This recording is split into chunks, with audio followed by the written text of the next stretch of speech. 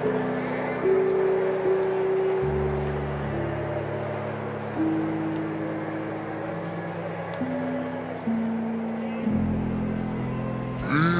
perdón por no haber escuchado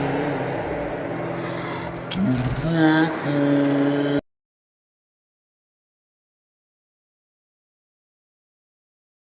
hi friends, haunted mind में आपका स्वागत है। आज मैं आपको एक खूनी गुलाब की कहानी सुनाने जा रही हूँ। एक गांव था।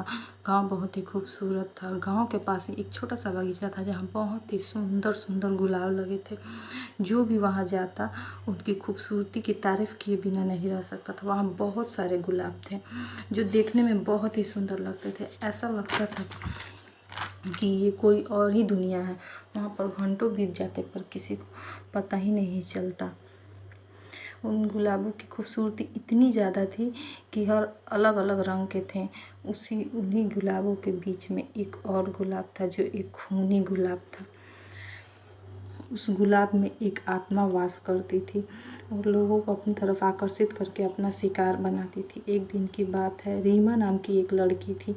उसे गुलाबों से इश्क था और गुलाब के फूल तो उसके फेवरेट थे। रीमा को अपने किसी दोस्त से पता चला कि एक जगह है जहाँ सिर्फ गुलाब ही गुलाब है। रीमा ने वहाँ जाने की सोची, पर रीमा को ये नहीं पता था कि ये उसकी ज़िंदगी की सबसे बड़ी भूल है, क्योंकि उसके साथ कुछ ऐसा होने वाला था उस बात का अंदाज़ा भी नहीं लगाया जा सकता। वो बिना कुछ सोचे समझे बागीचे के लिए निकल गई और जब रीमा बागीचे के पास पहुंची, वहाँ की खूबसूरती देखकर रीमा बहुत ही ज़्यादा खुश हुई। उसे ऐसा लग रहा था कि वो किसी और ही दुनिया में आ गई है। शायद उसे पता नहीं था कि यहाँ रीमा का कोई और भी इंतज़ार कर रहा था और उसके साथ ही बहुत ही बुरा होने वाला था।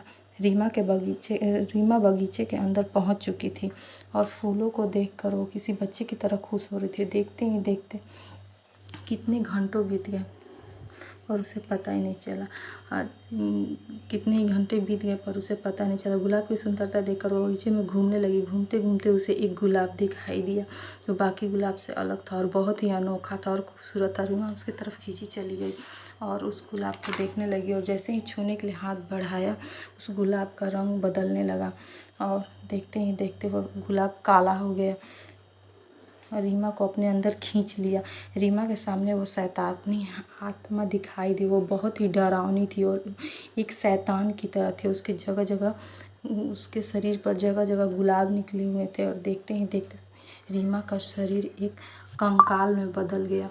उसके बाद कभी पता नहीं चला कि रीमा कहाँ चली गई। कहते हैं आज भी उस बागीचे में शैतानी आत्मा उसी गुलाब के पौधे में वास करती है और लोगों को अपना शिकार बनाती है। और कोई भी देख कर ये नहीं कह सकता कि इन फूलों के बीच में एक शैतानी आत्मा भी रह सकती है।